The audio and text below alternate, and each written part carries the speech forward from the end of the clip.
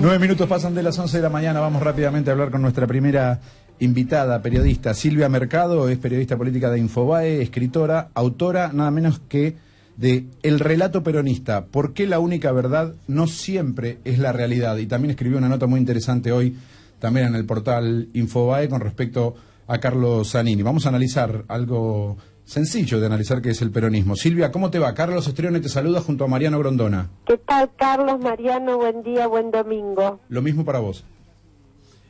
Silvia, acá hay un tema que usted acaba de escribir sobre el caso Zanini, este hombre casi desconocido hasta ayer, que ha tomado de golpe una relevancia insospechable.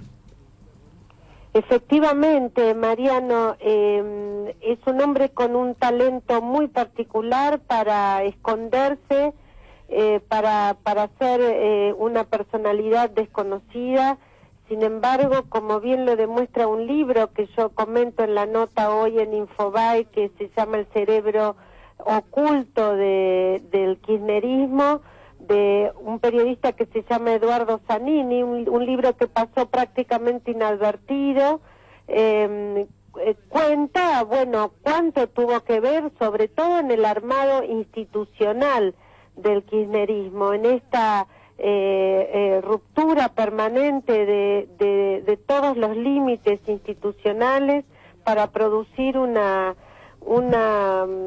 digamos, para producir un armado, digamos, un sistema institucional que dé cauce a este proyecto de poder permanente que es el kirchnerismo, algo que él, Carlos Zanini, viene implementando ya desde 1987, cuando era asesor legal de la Intendencia de Río Gallegos de Néstor Kirchner. Después consolidó como ministro de Gobierno en la reforma constitucional de la provincia de Santa Cruz en 1994, y en la nueva reforma constitucional que hizo en 1998, que a través de una consulta popular obligatoria permitió que la reelección sea indefinida del gobernador de la provincia de Santa Cruz.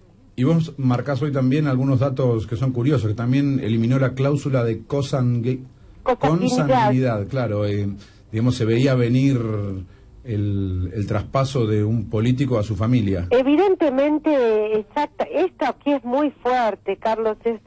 Me alegra mucho que lo veas como importante, porque en Carlos Zanini, en el kirchnerismo, en buena parte tal vez de la política de América Latina, o en parte de la política de América Latina, está la convicción de que el poder en la Argentina, como en otros países de América Latina, debe ser ejercido, construido para durar siempre, sin los límites institucionales, sin los límites de la democracia, digamos, que algunos compartimos, tengo que decir algunos porque sí, todavía no sé cuántos somos, digamos. Sí.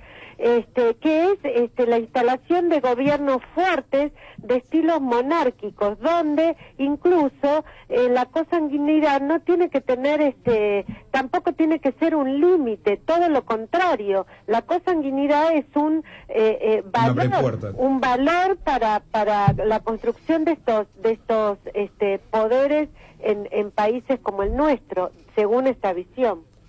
Silvia, vos que sos una mujer que conoce mucho, digamos, las cosas que no terminan saliendo al aire de la política, pero Carlos Zanini es una persona, vos también contás acá que a él se le atribuye la frase "ahora vamos por todo". ¿Cómo es que una persona que primero quita o da la posibilidad a la provincia de Santa Cruz para la reelección indefinida, cosa que obviamente benefició a Néstor Kirchner en su momento, ahora el "vamos por todo"? ¿Cuál va a ser el rol que va a tener Carlos Zanini, interpretás vos, en una fórmula con Daniel Scioli? Yo creo que es, como dice mucha gente, el caballo de Troya del kirchnerismo. Es el modo que encontró el kirchnerismo, que vuelvo a repetir, es un modelo de poder permanente, es un modelo de poder permanente, encontró en ir detrás de la cabeza de Daniel Scioli para seguir construyendo este modelo de poder permanente. Una cabeza, un caballo de Troya puede llegar a ser cualquier cosa. Si Daniel Scioli no protesta, bueno, lo dejarán, y si protestan, lo voltearán.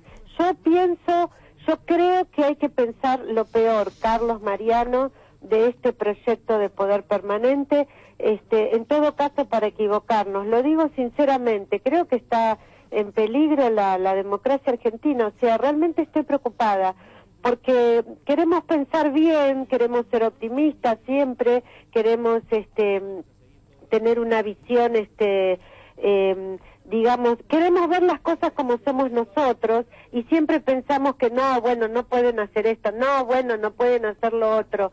Yo pienso que después de 12 años, Carlos, Mariano, Carlos, tenemos que aceptar que sí, que son capaces de hacer cualquier cosa, porque han hecho en estos 12 años cosas que jamás imaginaríamos que iban a suceder en la Argentina. Silvia, el problema es que no son republicanos, es decir, que no aceptan la idea de que el poder siempre es limitado, ¿no?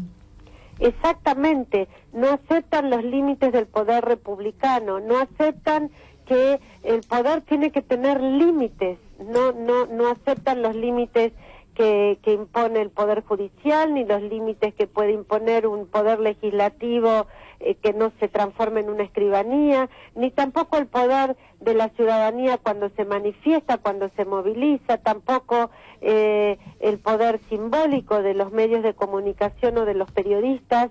Los límites son enemigos para este tipo de poder permanente. Silvia, vos en tu libro, estamos hablando con Silvia Mercado, reconocida periodista de Infobae, pero además también autora del libro El relato peronista, porque la única verdad no es siempre la realidad. En realidad, no siempre es la realidad, que no es lo mismo. Silvia, vos en el libro hablás que el peronismo es un sistema de creencias compartido. ¿Esto tiene que ver con el modelo de poder permanente, digamos? Porque vos hablás de Zanini como un continuador del kirchnerismo, pero este modelo de poder permanente, ¿no es esa misma creencia compartida del peronismo? Yo lo que digo en el libro es que el sistema digo que el peronismo es un relato, que no habría relato sin peronismo, que lo que el peronismo histórico, digamos, lo que de verdad sucedió durante los años peronistas, incluso al 43, digamos, a la dictadura del 43, que era una dictadura de tintes filonazis, digo que hay continuidad entre el golpe del 43 y el gobierno que ganó Perón en febrero de 1946. Lo que digo es que entre ese peronismo histórico, entre el peronismo histórico y lo que nosotros creemos que sucedió, hay una gran distancia, y lo que creemos no importa si somos peronistas o no lo somos, lo que importa es que la enorme mayoría de las personas en la Argentina, en otras partes del mundo no es así, damos por ciertas cosas que habrían sucedido en esa etapa y que son falsas.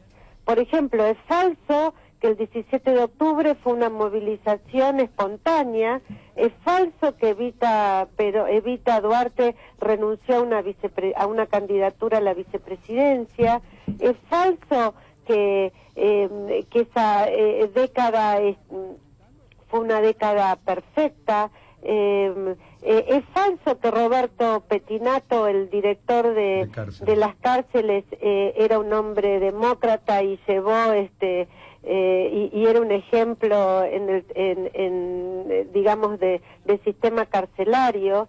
El gobierno peronista fue un gobierno represor, totalitario. El sistema de represión armado por los gobiernos del 43 al 55 realmente es descomunal y no tuvo antecedentes obviamente en la Argentina, y empieza ahí un tipo de Estado definitivamente represivo, porque la Policía Federal fue creada por Perón en el año 43. El control de Estado, la ex-CIDE, es decir, el organismo de inteligencia fue creado por Perón. El sistema carcelario y la represión política sistémica del gobierno fue creado en esos tiempos. Y bueno, sin embargo, salvo los que vivieron en esa época, bueno, muy pocos pueden aceptar o realmente lo histórico, digamos, ¿no? Y ver la realidad, ver ese periodo como sucedió y no con el relato que queremos comprar.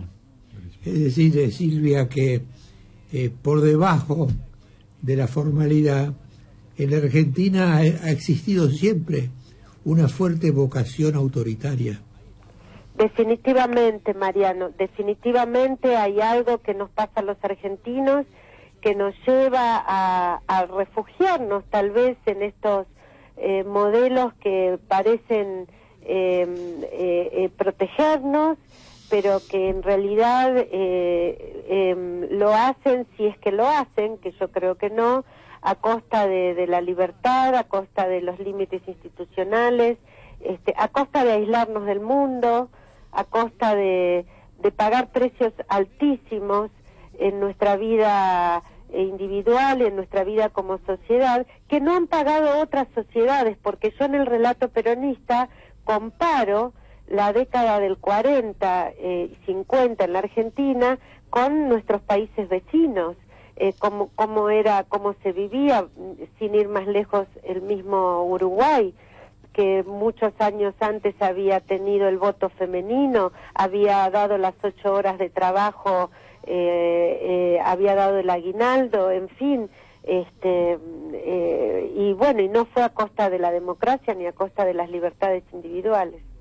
Claro, había que decir que su idea es que hay un relato peronista que no coincide con la democracia. Exactamente, el relato peronista, Mariano, es un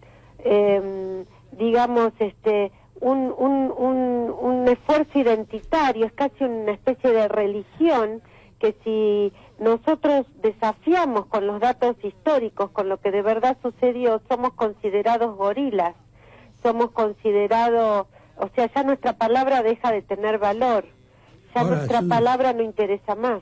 Su propia explicación, Silvia, ¿no es un poco gorila? Mi padre, le quiero decir, Mariano, fue sindicalista, fue obrero radical del petróleo en la década del 40, tenía un sindicato, lideraba un sindicato junto con comunistas, socialistas, anarquistas. Era un sindicato muy importante en Comodoro Rivadavia, realmente era un grupo muy comprometido con los intereses de los trabajadores, de los obreros de la Patagonia, de ese momento que realmente era una etapa obviamente muy difícil, muy inhóspita, era la Patagonia entonces, y cuando llegó Perón al gobierno, en febrero de 1946, lo obligaron a mi papá a fusionarse con un sindicato peronista, pero ellos no querían porque los que lideraban ese sindicato peronista eran gente que había estado muy a favor de la patronal, eran gente que, digamos, que no era querida, no eran reconocidos como defensores de la clase trabajadora de entonces. Entonces ellos se negaron, como se negaron los metieron presos. Y bueno, mi papá en el caso de mi padre solo lo liberaron cuando aceptó cuando aceptó el retiro voluntario entre comillas, sí, claro, de la empresa YPF, y que eso fue en 1948. Bueno, él cuando Perón vuelve al país en 1972-73, mi papá yo tenía 10 años, 12 años, mi papá me contaba todo eso y yo me crié con todos esos comentarios, digamos, su experiencia personal. Pero después empecé a decir que mi papá era gorila y me hice peronista, obviamente, porque en todo había una gran, digamos, una gran peronización en las escuelas secundarias incluso. a donde yo iba, y bueno, ni qué decir en las universidades, en fin. Y la verdad que yo me crié pensando que mi padre era un gran gorila. Recién ahora, hace unos años, empecé a pensar que tal vez mi papá tenía razón, empecé a investigar, escribí antes un libro que se llamó El inventor del peronismo, la biografía de Raúl Apol, y bueno, y ahora escribí el relato peronista, donde abordo distintas situaciones que se sucedieron en esa etapa, entre ellas aspectos invisibilizados como la poderosísima movilización del 19 de septiembre de 1945, un mes antes del 17 de octubre del 45, y después las protestas estudiantiles en 1945 también, tan importantes, absolutamente invisibilizadas también. Silvia, te queremos agradecer muchísimo por este contacto con nosotros y por este esfuerzo que haces vos también en lo que yo creo digamos, un objetivo vano, que es tratar de entender el peronismo y las implicancias que tiene en nuestro país. A ver, doctor. Una pregunta más, Silvia. Por favor. Este relato, el relato peronista, ¿de alguna manera ha pasado a ser el relato vigente o no?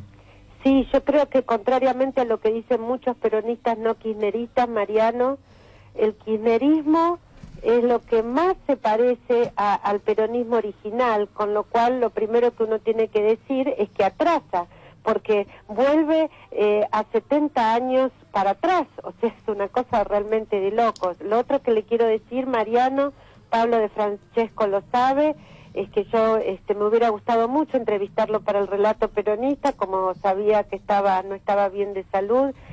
Bueno, no lo hice, pero no dudo que ahora que anda mejor voy a poder charlar con usted, y porque hay una trilogía, hay un tercer libro, y bueno, seguramente voy a poder tener la oportunidad de conversar con usted.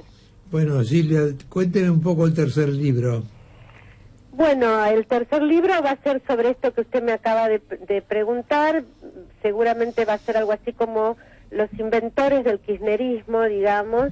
Lo que pasa es que trayendo, digamos, profundizando en lo que yo solamente sugiero en mi primer y segundo libro sobre estos temas, ¿no? Porque tengo otros anteriores. Va a ser básicamente un libro sobre, digamos, sobre lo que hemos vivido estos años, pero también las comparaciones, realmente profundizando en las comparaciones entre esta experiencia histórica y la del peronismo original. Quiere decir que el peronismo original desapareció. El peronismo original desapareció porque va a ser reemplazado por un, digamos, por un movimiento de características muy parecidas, idénticas en algunos casos, que es el kirchnerismo. Sí. Es decir, que el kirchnerismo sería la versión más reciente del relato peronista. Sí, la versión, efectivamente, la versión digamos que reemplaza tal vez al relato kirchnerista, al relato peronista, instalando el relato kirchnerista, y que digamos que vuelve a expresar evidentemente una tendencia histórica en la Argentina, que es estos gobiernos de tipo monárquico o de vocación monárquica, por supuesto autoritarios, que no son republicanos, y que bueno, que tienen que ver definitivamente con algo que nos pasa como argentinos, pero que también tenemos que poner a la luz, exhibir, para ver si podemos curarnos un poco de esta enfermedad, digamos, un poco infantilista que tenemos. Silvia, te digo ahora que no nos está escuchando nadie, si lo vas a entrevistar a Mariano, no es peronista Mariano, ¿eh?